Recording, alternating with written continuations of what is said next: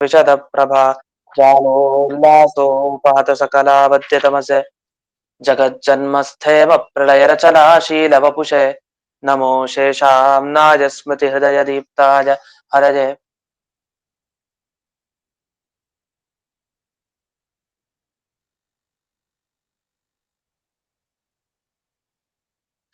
येन प्रादुरभावि भूमिवलये विस्तारिको सन्ततिः प्राबोधिश्रुति पंकजं करुणया प्रकाशितत्वं परं ध्वान्तं ध्वंसमनादि साधुनिकरश्चाकारि सन्मार्गकः तेन व्यासदिवाकरेण सततं मात्याजिमेवानसं व्याप्तिरेयस्य निजे निजे नमः पक्षे सपक्षे स्थितिः व्यावृत्तिश्च विपक्षतोऽथ विषये सक्तिर्न वै बाधिते नैवास्ति प्रतिपक्षयुक्तिरतुलं शुद्धं प्रमाणं समे भूयात् तत्त्वविदिर्णयाय भगवान् आनन्दतीर्थो मुनिः भवति यदनुभावाद्येढमूकोऽपि वाग्मी जडमतिरपि जन्तुर्जायते प्राज्ञमौलिः सकलवचनचेतो देवता भारती सा मम वचसि निधत्तां सन्निधिं मानसे च रमानिवासोचितवासभूमिः संन्यायरत्नावलिजन्मभूमिः वैराग्यभाग्यो मम पद्मनाभतीर्थामृताब्धिर्भवतात् विभूत्यै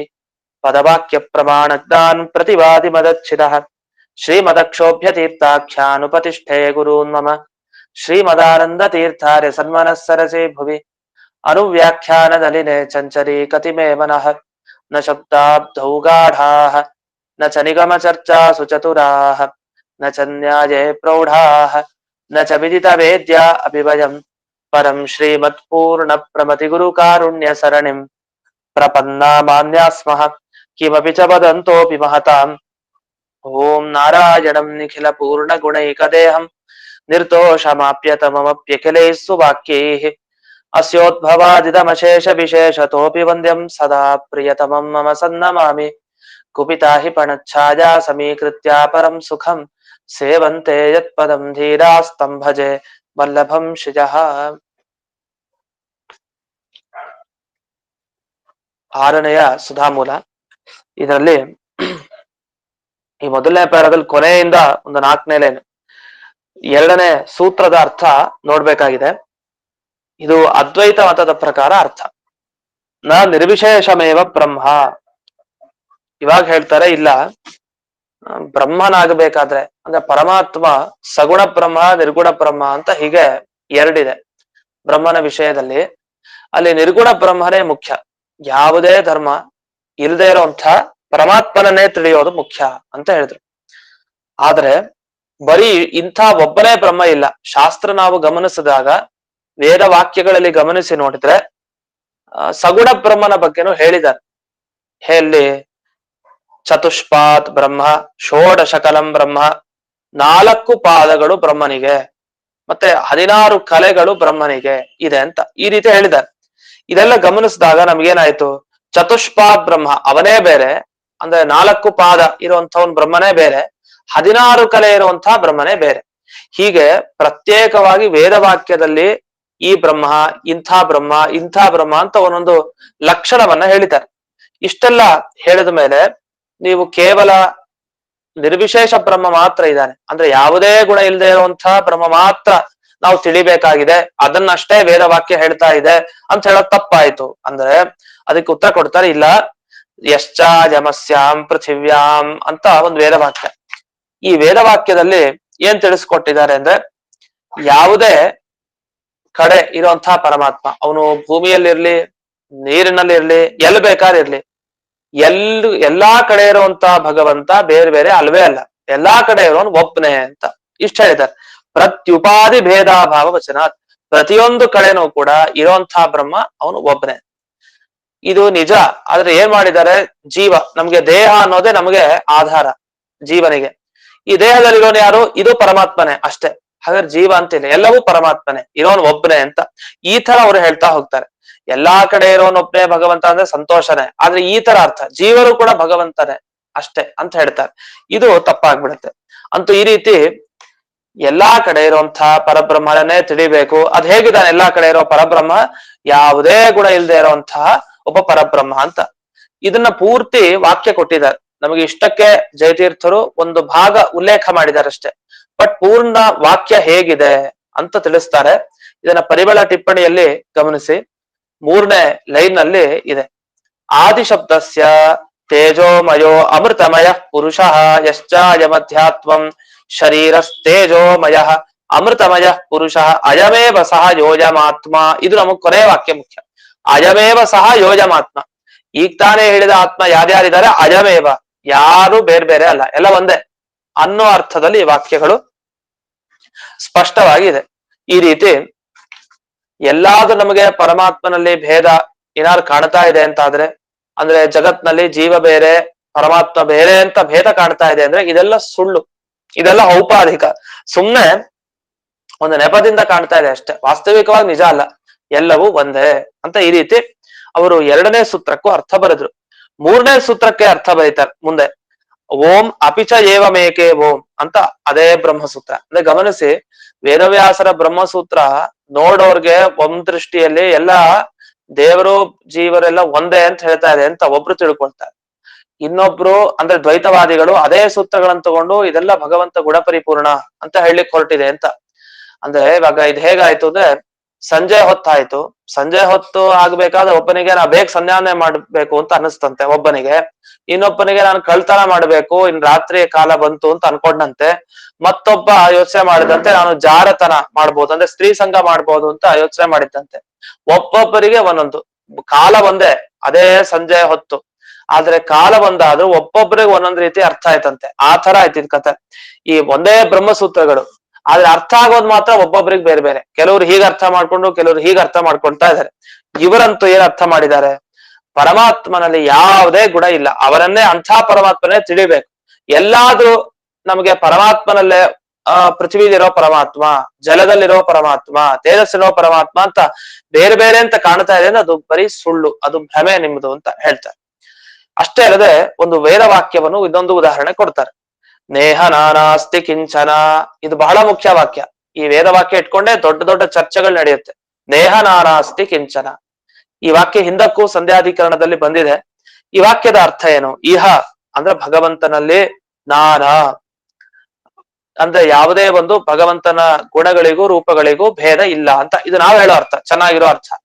ಅವ್ರು ಹೇಳೋದೇನು ಅಂದ್ರೆ, ಇಹ ಈ ಪರಮಾತ್ಮನಲ್ಲಿ ಈ ಯಾವುದೇ ಜಗತ್ತು ಎಲ್ಲ ಏನ್ ಕಾಣ್ತಾ ಇದೆ ಅವೆಲ್ಲ ಸುಳ್ಳು, ಅದು ಯಾವುದು ಇಲ್ಲ ಅಂತ. ಇದು ಆ ವೇದ ಮಂತ್ರದ ಅರ್ಥ ಅಂತ ಅವ್ರು ಹೇಳ್ತಾರೆ.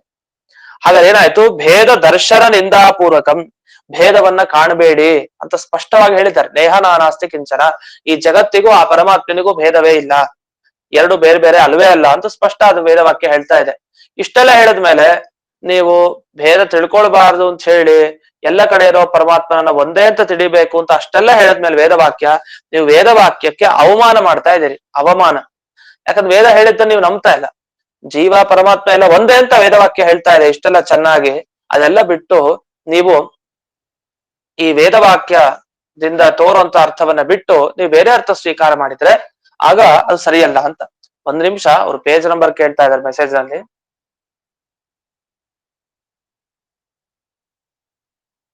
547 ಗುರುಗಳೇ. ಕನ್ನಡದಲ್ಲಿ 547, ಕನ್ನಡದ 547 ಪೇಜ್ ನಂಬರ್.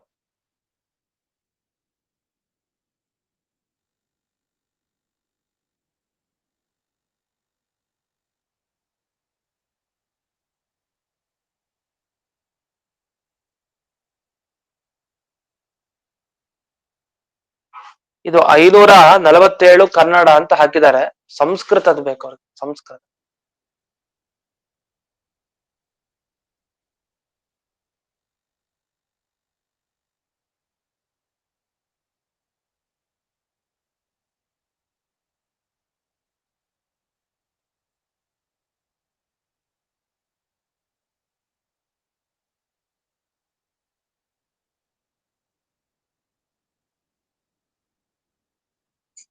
ಇದು 562ನೇ ಪೇಜು, ಟಿಕ್ ಹಾಕೊಳ್ಳಿ.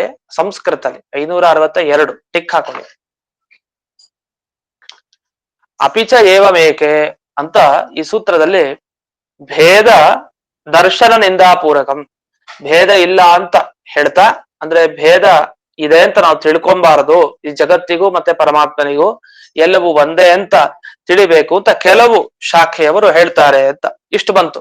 ಅಂತೂ ಅದ್ವೈತ ಸೂತ್ರದ ಪ್ರಕಾರ ಏನಂತಂದ್ರೆ, ಅದ್ವೈತಿಗಳು ವಿವರಣೆ ಮಾಡೋ ಸೂತ್ರದ ಪ್ರಕಾರ ನಮ್ಗೇನ್ ಗೊತ್ತಾಯ್ತು ಅಂದ್ರೆ, ಈ ಬ್ರಹ್ಮಸೂತ್ರದ ಅರ್ಥ ಏನು ಅಂದ್ರೆ, ಯಾವ ರೀತಿ ಪರಮಾತ್ಮನ ಬಗ್ಗೆ ನಾವು ತಿಳ್ಕೊಳ್ಬೇಕು ಅಂದ್ರೆ, ಯಾವುದೇ ಗುಣ ಇಲ್ಲದೆ ಇರೋ ಪರಮಾತ್ಮನ ಬಗ್ಗೆ ನಾವು ತಿಳ್ಕೊಳ್ಬೇಕು, ಹೊರತು ಗುಣ ಇರೋ ಪರಮಾತ್ಮನ ಚಿಂತನೆ ಕೂಡಲ್ಲ, ಅದು ಬೇಕಾಗಿಲ್ಲ ಅಂತ ಇಷ್ಟು ಪೂರ್ವ ಪಕ್ಷವನ್ನ ಇಲ್ಲಿ ಮಾಡಿದ್ದಾರೆ.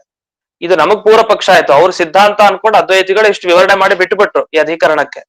ಆದ್ರೆ ನಮ್ಮ ಪ್ರಕಾರ ಏನ್ ಅರ್ಥ ಈ ಅಧಿಕರಣಕ್ಕೆ ಅಂತ ಅಂದ್ರೆ, ನಾವು ಅವ್ರು ಕೇಳಿದ ಅರ್ಥ ನೋಡಿದ ಮೇಲೆ ನಮ್ಗೆ ಅನ್ಸತ್ತೆ ನಮ್ಮ ಆಚಾರ್ಯ ಎಷ್ಟು ಚೆನ್ನಾಗಿ ಅರ್ಥ ಈ ಅಧಿಕರಣಗಳಿಗೆ ಹೇಳಿದ್ದಾರೆ ಅಂತ.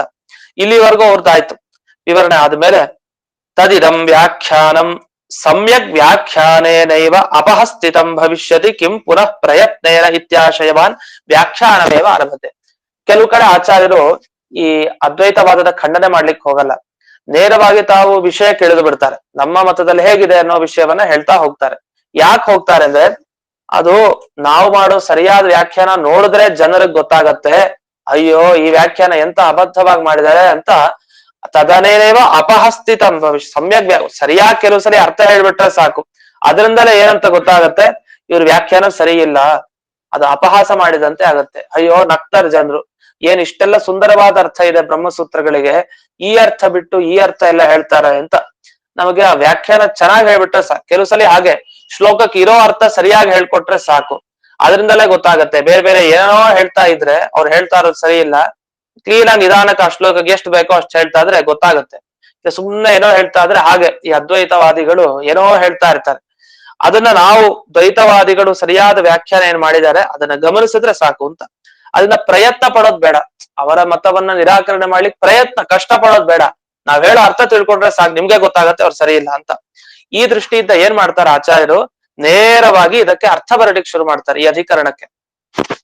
ಆದ್ರಿಂದ ಸಂಧ್ಯಾಧಿಕರಣದಲ್ಲಿ ಕೆಲವು ಸಲ ಪ್ರಶ್ನೆ ಬರ್ಬೋದು ನಮ್ಗೆ, ಸಂಧ್ಯಾಧಿಕರಣದಲ್ಲಿ ಅಷ್ಟು ಚೆನ್ನಾಗಿ ಅದ್ವೈತವಾದ ಮಂಡನೆ ಮಾಡ್ತಾರೆ, ಈ ತರ ಅದ್ವೈತವಾದದಲ್ಲಿ ಇದೆ ಅಂತೆಲ್ಲ ಮಾಡಿ ಖಂಡನೆ ಮಾಡ್ತಾರೆ. ಆದ್ರೆ ಕೆಲವು ಸಲ ಯಾವುದೇ ಬೇರೆ ಅದ್ವೈತ ಮತ ಉಲ್ಲೇಖನೆ ಮಾಡಲ್ಲ, ನೇರವಾಗಿ ನಮ್ಮ ಮತದ ಪ್ರಕಾರ ಏನ್ ಅರ್ಥ ಅಂತ ಹೇಳಿ ಮುಂದಕ್ಕೆ ಹೊರಟೋಗ್ತಾರೆ. ಈ ಹೊರಟೋಗೋದು ಯಾತಕ್ಕೆ ಅಂತಂದ್ರೆ, ನಾವು ಮಾಡೋ ವ್ಯಾಖ್ಯಾನದಿಂದಲೇ ಅವರದ್ದು ನಗ್ತಾರೆ ಜನರು ಅಂತ ಗೊತ್ತಾಗ್ಬಿಡತ್ತೆ, ನಿರಾಕೃತಂ ಭವತಿ ಅಂತ. ಇನ್ನು 7ನೆಯ ಸುಧಾ ಮೂಲಕ್ಕೆ ಬರೋಣ. ಸರ್ವ ಶರೀರೇಶು, ಈಗ ನಾವು ಹೇಳುವಂತ ಅರ್ಥ, ನಾವೇನ್ ಹೇಳ್ತೀವಿ ಅದಕ್ಕೆ ಆ ಅರ್ಥವನ್ನ ಹೇಳ್ತಾ ಇದ್ದಾರೆ. ಅಂದ್ರೆ ನಮ್ಮ ಪ್ರಕಾರ ಈ ಬ್ರಹ್ಮಸೂತ್ರವನ್ನ ಯಾಕೆ ವೇದವ್ಯಾಸರು ಬರೆದ್ರು, ಏನನ್ನ ಹೇಳಲಿಕ್ಕೆ ಹೊರಡ್ತಾ ಇದ್ದಾರೆ ವೇದವ್ಯಾಸರು ಅಂತ. ಅದು ಅನುವ್ಯಾಖ್ಯಾನ ಮೊದಲು ಹೇಳ್ಬಿಡ್ತೀನಿ, ಆಮೇಲೆ ಅದಕ್ಕೆ ವಿವರಣೆ ಮಾಡೋಣ. ಅನುವ್ಯಾಖ್ಯಾನ ಶ್ಲೋಕ 7ನೇ ಸುಧಾ ಮೂಲದಲ್ಲಿ ಇರುವಂತಹ ಶ್ಲೋಕ. ನಸ್ಥಾನ ಭೇದತೋಪ್ಯಸ್ಯ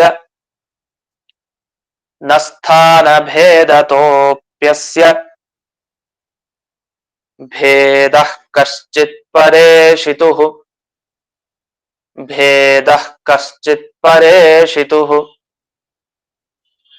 ಸರ್ವತ್ರಾಶೇಷದೋಷೋಜ್ಜ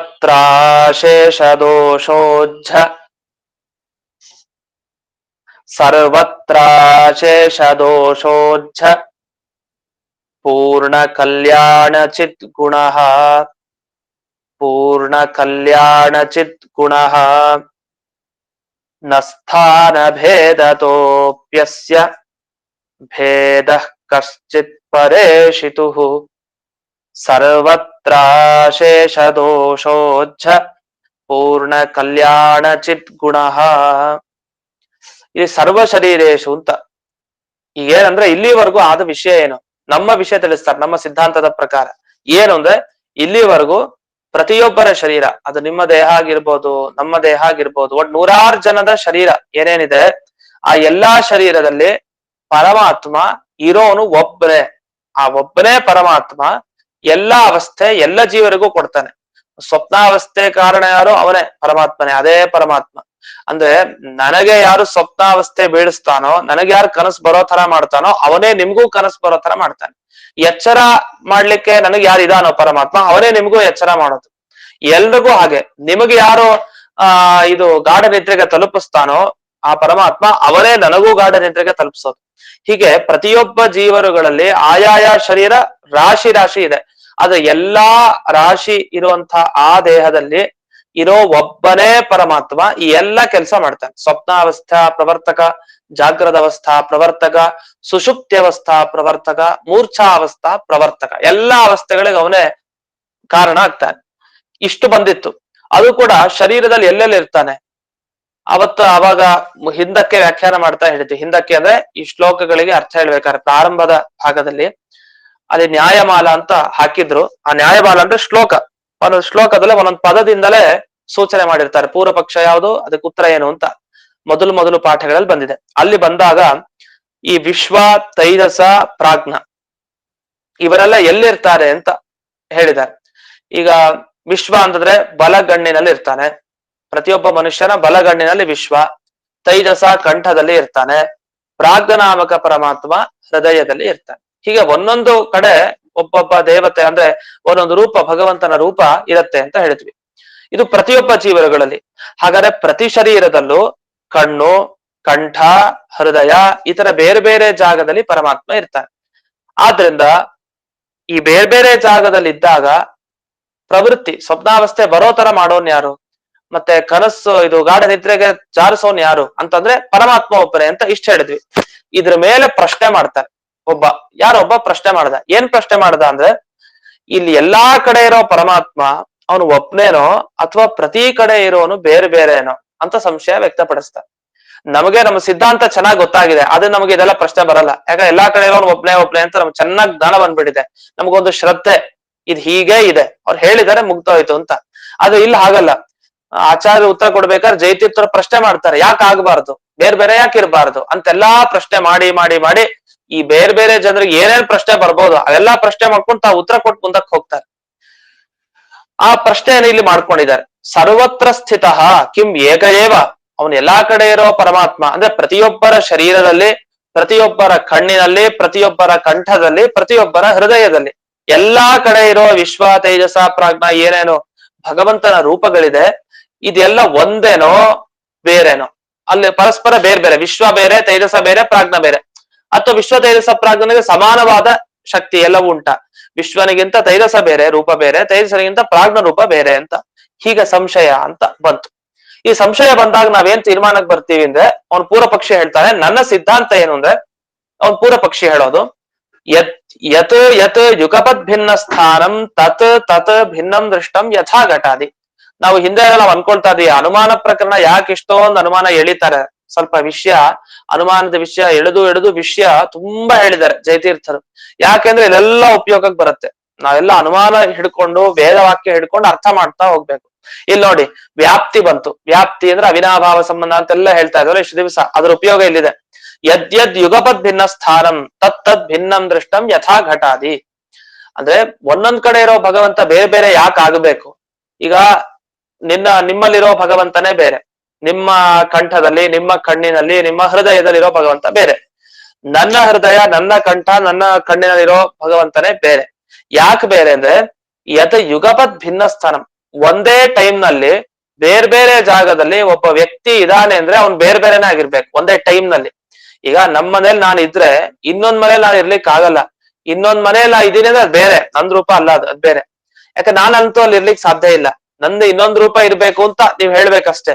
ಒಬ್ಬ ದೇವತೆ ಅವನು ಒಂದ್ ಅಂಶದಿಂದ ಇಲ್ಲಿದ್ದಾನೆ, ಇನ್ನೊಂದ್ ಅಂಶದಿಂದ ಮತ್ತೊಂದ್ ಕಡೆ ಇದ್ದಾನೆ ಅಂತ ಹೀಗೆ ಹೇಳ್ತೀವಿ ನಾವು. ಆದ್ರೆ ಅವನ್ದೇನಂದ್ರೆ, ಈಗ ಒಬ್ಬ ಬೆಂಗಳೂರಲ್ಲಿ ಇರೋನಾದ್ರೆ ಅವ್ನು ಮೈಸೂರಿನಲ್ಲಿ ಇರ್ಲಿಕ್ಕೆ ಆಗಲ್ಲ. ಅವ್ನು ಅದೇ ಟೈಮ್ನಲ್ಲಿ ಇರ್ಲಿಕ್ಕೆ ಆಗಲ್ಲ, ಬೇರೆ ಟೈಮ್ನಲ್ಲಿ ಇರ್ಬೋದು, ಅವ್ನು ಮೈಸೂರ್ಗೆ ಹೋದಾಗಿರ್ಬೋದು. ಆದ್ರೆ ಒಂದೇ ಸಂದರ್ಭದಲ್ಲಿ ಒಟ್ಟಿಗೆ ಇವನ್ ಎಲ್ಲಿದ್ದಾನೆ, ಅವನೇ ಇನ್ನೊಂದ್ ಕಡೆ ಇದ್ದಾನೆ ಅಂತ ಹೇಳಿಕ್ ಬರಲ್ಲ. ಅದು ಒಪ್ಪಲ್ಲ ಪೂರ್ವ ಪಕ್ಷಿ. ಹೇಗಂದ್ರೆ ಮಡಿಕೆ ಇದೆ ಅಂತ, ಮಡಿಕೆ ದೃಷ್ಟಾಂತಕ್ಕೆ ಬಂದ ಘಟ, ಅವ್ರಿಗೆ ಮಡಿಕೆನೆ ನೆನಪಾಗೋದು. ಯಾಕಂದ್ರೆ ಒಂದೇ ಉದಾಹರಣೆ ತಗೊಂಡು ಚೆನ್ನಾಗಿ ಹೇಳಿ ಹೇಳಿ ಹೇಳಿ ಇನ್ನೊಮ್ಮೆ ಈ ತರನೇ ವಿಚಾರ ಮಾಡ್ಬೇಕು ಯಾವ್ದೇ ತಗೊಂಡ್ರು ಅಂತ. ಅದಕ್ಕೆ ಮಡಿಕೆನೆ ತಗೊಳ್ತಾರೆ. ಘಟ ನಮ್ಮನೇಲಿ ಒಂದು ತಂಬಿಗೆ ಇತ್ತು. ಆ ತಂಬಿಗೆ ಬೇರೆಯವ್ರ ಮನೇಲಿ ಇರ್ಲಿಕ್ಕೆ ಸಾಧ್ಯ ಇಲ್ಲ. ಅದೇ ತಂಬಿಗೆ, ಅದು ಬೇರೆ ತಂಬಿಗೆ. ಅದು ಒಂದೇ ತಂಬಿಗೆ, ಒಂದೇ ಕಲಶ ನಮ್ಮನೇಲಿರೋದು ಅದೇ ಟೈಮ್ ನಲ್ಲಿ ಇನ್ನೊಬ್ಬರ ಮನೇಲಿ ಇರ್ಲಿಕ್ಕೆ ಸಾಧ್ಯ ಇಲ್ಲ. ಒಂದ್ ವೇಳೆ ಕಾಣ್ತಾ ಇದೆ ಅಂತ ಆದ್ರೆ ಅದು ಬೇರೆ ಕಲಶ, ಈ ಮನೇಲಿರೋ ಬೇರೆ ಕಲಶ. ಒಂದೇ ತರ ಇರ್ಬೋದು, ಆ ತಂಬಿಗೆಗಳು ಅದೇ ಕಲಶ ಒಂದೇ ತರ ಇರ್ಬೋದು, ಆದ್ರೆ ಬೇರೆ ಬೇರೆನೆ ಆಗಿರ್ಬೇಕು. ಹಾಗಾದ್ರೆ ಯತ್ ಯುಗಪದ್ ಭಿನ್ನ ಸ್ಥಾನಂ, ಯಾವ್ದು ಒಟ್ಟಿಗೆ ಬೇರೆ ಬೇರೆ ಜಾಗದಲ್ಲಿ ಕಾಣ್ತಾ ಇದೆಯೋ ತತ್ ಭಿನ್ನಂ ದೃಷ್ಟಂ, ಆಯಾಯ ವಸ್ತುಗಳು ಬೇರೆ ಬೇರೆನೆ ಆಗಿರುತ್ತೆ. ಹೇಗೆ ಅಂದ್ರೆ ಮಡಿಕೆಯಂತೆ, ಕಲಶದಂತೆ ಅಂತ ಒಂದು ಉದಾಹರಣೆ ಕೊಟ್ರು. ಸರಿ, ಇದರಿಂದ ಏನಾಯ್ತು? ಭಿನ್ನ ಸ್ಥಾನಶ್ಚ ಅಯಂ, ಪರಮಾತ್ಮನ ಕಥೆನೂ ಹೀಗೆ. ಅವನು ನಿಮ್ಮಲ್ಲಿ ನನ್ನಲ್ಲಿ ಒಟ್ಟಿಗೆ ಇದ್ದಾನೆ. ಒಂದೇ ಟೈಮ್ನಲ್ಲಿ ನನಗೂ ಕನಸು ಬಿತ್ತು, ಅವನಿಗೂ ಕನಸು ಬಿತ್ತು. ಅವನು ನಿದ್ರೆಗೆ ಜಾರ್ದ, ಇವನು ನಿದ್ರೆಗೆ ಜಾರ್ದಾಗ ಅವನ ಕಂಠದಲ್ಲಿ, ಅವನ ಹೃದಯದಲ್ಲಿ ಇರೋ ಒಬ್ಬ ಇದ್ದಾನೆ, ನನ್ನ ಕಂಠ ಹೃದಯದಲ್ಲಿ ಒಬ್ಬನೇ ಇದ್ದಾನೆ.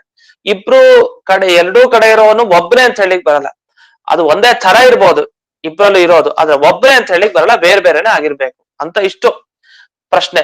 ಸರಿ, ಬೇರೆ ಬೇರೆ ಅಂತ ಒಪ್ಪೋಣ, ಸಂತೋಷ. ಏನಂತ ಈಗ ಭಗವಂತನ ರೂಪ, ಆ ರೂಪನೇ ಬೇರೆ, ಈ ರೂಪನೇ ಬೇರೆ ಅಂತ ಒಪ್ಪೋಣ ಅಂದ್ರೆ ಹಾಗಲ್ಲ. ನೀವ್ ಯಾವಾಗ ಭೇದ ಒಪ್ತೀರೋ ಅಲ್ಲಿ ತಾರತಮ್ಯ ಬಂದು ಕೊಡುತ್ತೆ. ತಾರತಮ್ಯ, ಭೇದ ಒಪ್ಪಿದ್ರೆ ತಾರತಮ್ಯ ಶುರು. ಅವಾಗ ಏನಾಗ್ತಾನೆ, ಒಬ್ಬ ದಾಸ, ಇನ್ನೊಬ್ಬ ಸ್ವಾಮಿ. ಈಗ ಎಲ್ರೂ ನಾವು ದೇವರೇ ಆಗ್ಬಿಟ್ರೆ ಒಬ್ಬ ದಾಸನೇ ಇಲ್ಲ, ನಾವೇ ದೇವ್ರ ತಾನೆ, ಇನ್ನೋ ನಮ್ ದಾಸೇ ಆಗ್ಬೇಕು. ನಿಮ್ ದಾಸ ಅಂತ ಯಾವಾಗ ಬರೋದು, ದಾಸ್ಯ ಭಾವ ಯಾವಾಗ ಬರೋದು, ಬೇರೆ ಬೇರೆ ಅಂತ ಒಪ್ಪಿದಾಗ ಮಾತ್ರ. ಜಗತ್ತಲ್ಲಿ 100 ಜನ ಒಪ್ಪಿದ್ರೆ, ಒಬ್ಬ ರಾಜನ ಒಪ್ಪಿದ್ರೆ ಸಮಸ್ಯೆ. ರಾಜ ಯಾಕೆ ನಾವೇ ಎಲ್ಲ ರಾಜರು ಅಂತ ಅನ್ಕೊಂಡು ಓಡಾಡ್ಬಿಟ್ರೆ ಸಮಸ್ಯೆನೇ ಇಲ್ಲ. ದಾಸ ಮತ್ತೆ ರಾಜ ಅನ್ನೋ ಭಾವನೆನೇ ಇಲ್ಲ, ಸ್ವಾಮಿ ದಾಸ ಭಾವ ಇಲ್ವೇ ಇಲ್ಲ. ಅದೇ ತರ ಪ್ರಕೃತದಲ್ಲೂ ಕೂಡ ಬೇರೆ ಬೇರೆ ವಸ್ತುಗಳಂತ ಒಪ್ಪಿದ್ರೆ ಮಾತ್ರ ತಾರತಮ್ಯ. ತಾರತಮ್ಯ ಬಂತು ಅಂತಾದ್ರೆ ಆಗ ಅನುಗ್ರಾಹ್ಯ ಅನುಗ್ರಹಕ, ಒಬ್ಬ ಅನುಗ್ರಹ ಮಾಡೋನು, ಇನ್ನೊಬ್ಬ ಅನುಗ್ರಹ ಮಾಡಿಸ್ಕೊಡೋನು, ಈ ತರ ಒಂದು ವ್ಯವಸ್ಥೆ ಬರ್ಬೇಕು. ಇದನ್ನ ಈ ವಾಕ್ಯದಲ್ಲಿ ಹೇಳ್ತಾರೆ. ಈ ಒಂದು ವಾಕ್ಯ ಓದಾಯ್ತು. ಮುಂದಿನ ವಾಕ್ಯ, ಭಿನ್ನಾನಾಂಚ ತಾರತಮ್ಯಂ. ಭಿನ್ನಾನಾಂಚ ತಾರತಮ್ಯಂ, ಭೇದ ಇದ್ದ ಕಡೆ ತಾರತಮ್ಯ. ತಾರತಮ್ಯ ಬಂತು ಅಂತಾದ್ರೆ ಆಗ ಅನುಗ್ರಾಹ್ಯ ಅನುಗ್ರಾಹಕ ಭಾವಶ್ಚ, ಆ ತರತಮ ಭಾವ ಅಂತ. ತಾರತಮ್ಯ ಅಂದ್ರೆ ತರತಮ, ಒಬ್ಬ ಶ್ರೇಷ್ಠ, ಇನ್ನೊಬ್ಬ ಮಧ್ಯಮ, ಇನ್ನೊಬ್ಬ ಕನಿಷ್ಠ, ಇದು ತರತಮ ಭಾವ ಅಂತ ಹೇಳ್ತೀವಿ. ಇವನು ಬುದ್ಧಿಮಾನ್, ಬುದ್ಧಿ ತರಹ, ಬುದ್ಧಿ ತಮಹ, ಬಹಳ ಬುದ್ಧಿವಂತ. ಇವನು ಸ್ವಲ್ಪ ಮಧ್ಯಮ, ಇವನು ಸ್ವಲ್ಪ ಬುದ್ಧಿ ಇರೋನು ಅಷ್ಟೇ. ಈ ತರ ತಾರತಮ್ಯ ಬಂತು, ಆಗ ಒಬ್ಬ ದಾಸ, ಇನ್ನೊಬ್ಬ ಸ್ವಾಮಿ ಎನ್ನುವ ಅನುಗ್ರಾಹ್ಯ ಅನುಗ್ರಾಹಕ ಭಾವ ಇದು ಬರ್ಬೇಕು. ಅಂದ್ರೆ ವಿಶ್ವ, ತೈಜಸ, ಪ್ರಾಜ್ಞ, ಇವ್ರು 3 ಜನ ಬೇರೆ ಅಂತ ಆದ್ರು, ಅದು ಪರಮಾತ್ಮನ ರೂಪದಲ್ಲಿ ಬೇರೆ ಬೇರೆ ಅಂತ ಆಯ್ತು. ಬೇರೆ ಬೇರೆ ಅಂತ ಆದ್ಮೇಲೆ ತಾರತಮ್ಯ ಬಂತು. ವಿಶ್ವನಿಗಿಂತ ತೈಜಸ ಕಡಿಮೆನೋ, ತೈಜಸನಿಗಿಂತ ಪ್ರಾಜ್ಞ ಕಡಿಮೆನೋ, ಏನೋ ಒಂದಾಗತ್ತಲ್ಲಿ. ಅಲ್ಲಿ ಒಬ್ಬ ಸ್ವಾಮಿ ಇರ್ತಾನೆ, ವಿಶ್ವ ತೈಜಸ ಪ್ರಾಜ್ಞದಲ್ಲಿ ಒಬ್ಬ ಶ್ರೇಷ್ಠ, ಅವನಿಗೆ ಇಬ್ರು ದಾಸರು ಇರ್ತಾರೆ. ಈ ತರ ಏನೋ ಒಂದು ವ್ಯವಸ್ಥೆ ಆಗ್ಬೇಕು ಅಂತ ಇದು ಪ್ರಬಲ ಆಕ್ಷೇಪವನ್ನ ಮಾಡ್ತಾನೆ. ಇಷ್ಟು ಪೂರ್ವ ಪಕ್ಷಿ. ಈ ಪ್ರಶ್ನೆಗೆ ಏನು ಉತ್ತರ ಕೊಡ್ತಾರೆ ಅಂತ ನಾವು ಈ ಅಧಿಕರಣ ಓದಿ ತಿಳ್ಕೊಬೇಕು. ಹೊರತು ಈ ಅದ್ವೈತಿಗಳು ಹೇಳೋತರ ವೇದವಾಕ್ಯದಿಂದ ಏನ್ ತಿಳ್ಕೊಳ್ಬೇಕು ಅಂದ್ರೆ ನಿರ್ಗುಣ ಬ್ರಹ್ಮನ್ ತಿಳ್ಕೊಬೇಕು ಅಂತ ಅವ್ರ ಅರ್ಥ ಮಾಡುದು ಇಷ್ಟೆಲ್ಲ ಸೂತ್ರಗಳಿಗೆ. ಅದಲ್ಲ, ಈ ಸೂತ್ರಕ್ಕೆ ಏನ್ ಅರ್ಥ ಅಂದ್ರೆ ಈ ರೀತಿ ಅರ್ಥ ಅಂತ ಇಷ್ಟು ಜಯತೀರ್ಥರ ವಿವರಣೆ ಮಾಡಿ ಆಚಾರ್ಯರ ಮನಸ್ಸಿನಲ್ಲಿದ್ದದ್ದನ್ನ ಹೊರಗೆ ತರ್ತಾರೆ ಆಚಾರ್ಯರ ವಾಕ್ಯದಿಂದ. ಅದನ್ನ ನಾಳೆ ದಿವಸ ನೋಡೋಣ ಅಂತ ಹೇಳ್ತಾ ಇಂದಿನ ಈ ಪಾಠವನ್ನ ಅಸ್ಮದ್ ಗುರುವಂತರ್ಗತ ವ್ಯಾಸತೀರ್ಥ ಗುರುವಂತರ್ಗತ ಭಾರತೀ ರಮಣ ಮುಖ್ಯ ಪ್ರಾಣಾಂತರ್ಗತ ಶ್ರೀಮನ್ಮೂಲ ಗೋಪಾಲ ಕೃಷ್ಣನಿಗೆ ಅರ್ಪಣೆ ಮಾಡ್ತಾರೆ. ಶ್ರೀ ಕೃಷ್ಣ ಅರ್ಪಣೆ. ನಮಸ್ಕಾರ. ನಮಸ್ಕಾರ ಆಚಾರ್ಯ. ನಮಸ್ಕಾರ ಆಚಾರ್ಯ. ನಮಸ್ಕಾರ ಆಚಾರ್ಯ. ನಮಸ್ಕಾರ ಆಚಾರ್ಯ.